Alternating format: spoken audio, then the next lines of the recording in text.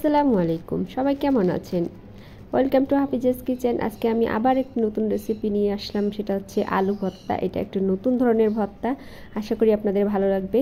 তো আমি আলুগুলোকে এখানে 7-8টা আলু সিদ্ধ করে নিয়েছি, সাথে একটা ডিম সিদ্ধ করে নিয়েছি। আলুগুলোকে আমি এভাবে একটু চ্যাপটা করে নিব প্রতিটা আলু।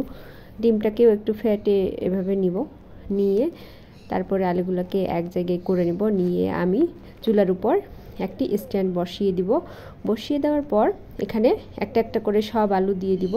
এবং এখানে আমি মরিচ, রসুন এবং পেঁয়াজ একটি কাঠিতে, আমি কাবাবের কাঠিতে এভাবে করে নিয়েছি। এবং এগুলো এখন আমি চুলা জ্বালিয়ে দিয়েছি। চুলা জ্বালিয়ে দেওয়ার পর আগে মরিচগুলোকে আমি এভাবে পুড়ে নিয়ে তারপরে কাঠিটাকে মরিচগুলো এপাশে রেখে ওখানে কাঠিটা রেখে দিব, যাতে পেঁয়াজ এবং রসুনগুলো ভালোভাবে মানে একটু পোড়া পোড়া হয়।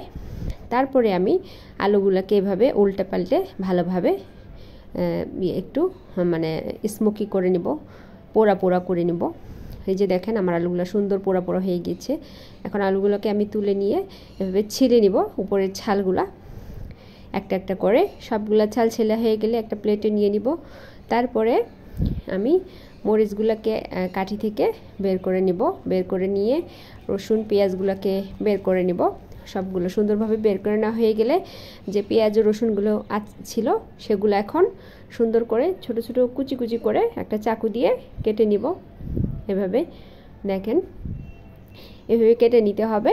কেটে নেওয়ার পর তারপরে পেঁয়াজগুলো এভাবে সুন্দরভাবে কুচি কুচি করে কেটে পেঁয়াজ এবং রসুন যেগুলো আছে সবগুলো সুন্দরভাবে কুচি কুচি করে কেটে নিতে হবে।